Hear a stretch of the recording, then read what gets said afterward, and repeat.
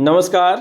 अगर आप एक बीएलओ है और गरुड़ा मोबाइल एप्लीकेशन के माध्यम से इलेक्शन कमीशन ऑफ इंडिया की ओर से चलाए जा रहे विशेष संक्षिप्त पुनरीक्षण कार्यक्रम 2022 के अंतर्गत काम कर रहे हैं तो ये वीडियो आपके लिए बहुत ही महत्वपूर्ण है, क्योंकि इस वीडियो में हम गरुड़ मोबाइल एप्लीकेशन में ऑनलाइन कार्य हमें कैसे करना है इसे संक्षिप्ततः समझने का प्रयास करेंगे। ठीक है।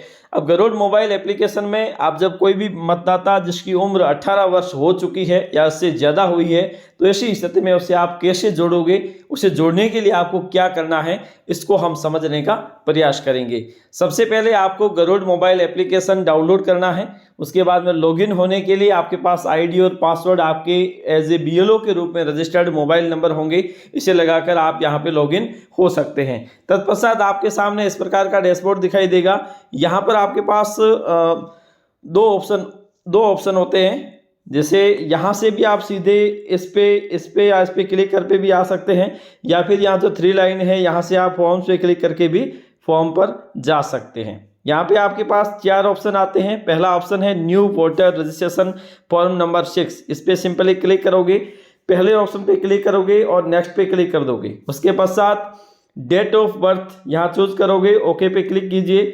उसके बाद में डेट ऑफ बर्थ के लिए कोई एक डॉक्यूमेंट्स जो आप लगाना चाहते हैं इस पर आप सिंपली क्लिक कीजिए और तत्पश्चात आप एक फ़ोटो अपलोड करोगे यहाँ पे और उसके बाद में नेक्स्ट पे क्लिक कर दोगे।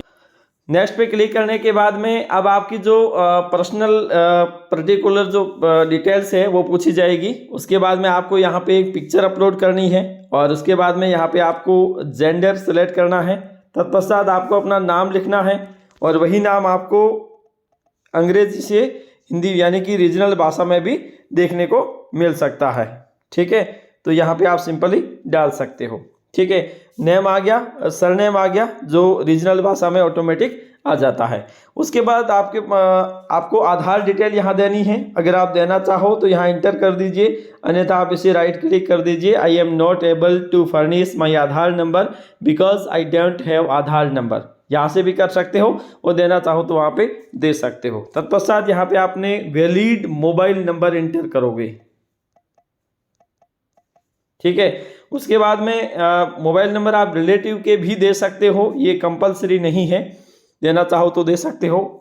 ईमेल आईडी यहाँ इंटर कर दीजिए अगर है तो, और अगर आपके पास नहीं है तो रिलेटिव की ईमेल आईडी भी दे सकते हो।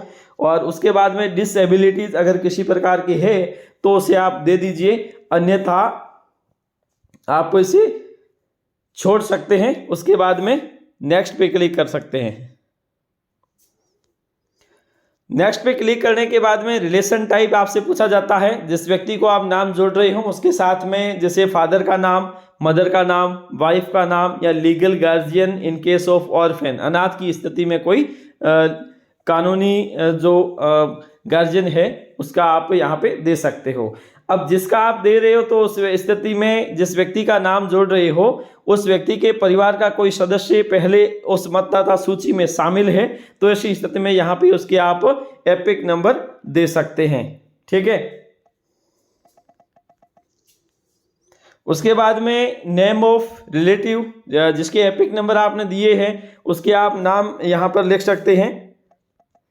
ठीक है, उसके बाद में यहाँ पे ऑटोमेटिक आ जाएगा लास्ट नेम ऑफ रिलेटिव, जैसे ये हो गया, और उसके बाद में ये ऑटोमेटिक आ जाता है। तत्पश्चात आप नेक्स्ट पे क्लिक कीजिए और अब आपके पास ये जो ऑप्शन आता है ये आता है बिल्डिंग नंबर देने का, यानी कि एड्रेस, और इसके लिए एक एड्रेस प्रूफ भी आपको देना होगा। ठीक है,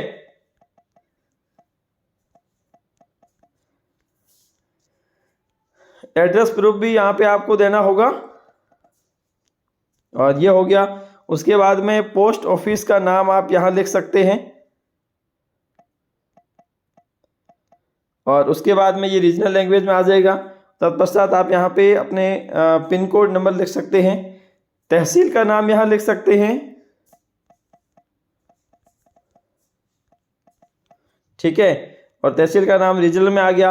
अब सबसे महत्वपूर्ण बात जो यहाँ पे आपको ध्यान में रखनी है वो ये है कि यहाँ पे आपको एक सेक्शन सेलेक्ट करना है। सेक्शन मतलब आपकी मतदाता सूची का वह भाग जो इन चारों में से, इन तीनों में से आप कौन से भाग में इस व्यक्ति को डालना चाहते हैं। चारणों का वास या फिर ये है या फिर ये है, ठीक है।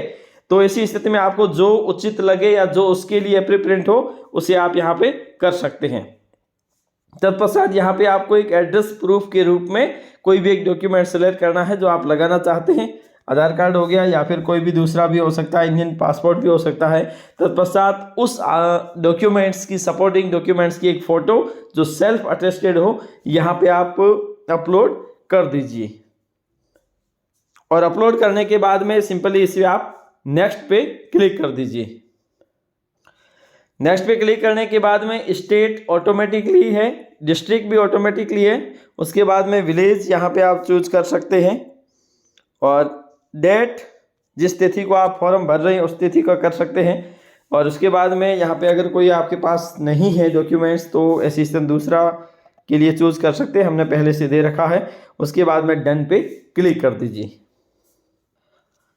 तत्पश्चात अब आपके पास एक ही ऑप्शन है कि आप कंफर्म पे क्लिक कीजिए। और कंफर्म पे आप जैसे ही क्लिक करते हैं तो उसके बाद में आपके पास एक मैसेज आता है कि आपका एप्लीकेशन है वो सबमिट हो चुका है। और इसी के साथ ही आपको एक रेफरेंस नंबर दिया जाता है।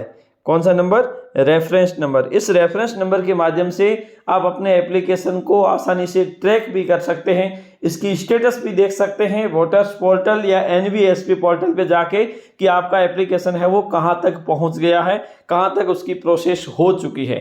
तो इसे आप इस प्रकार से किसी भी व्यक्ति को जिसकी उम्र 18 वर्ष हो चुकी है उसका आवेदन ऑनलाइन गरुड़ा मोबाइल एप्लीकेशन के माध्यम से सबमिट कर सकते हैं। तो ये थी सारी प्रोसेस जो 6 नंबर फॉर्म को भरने की। तो आज के लिए इतना ही, धन्यवाद।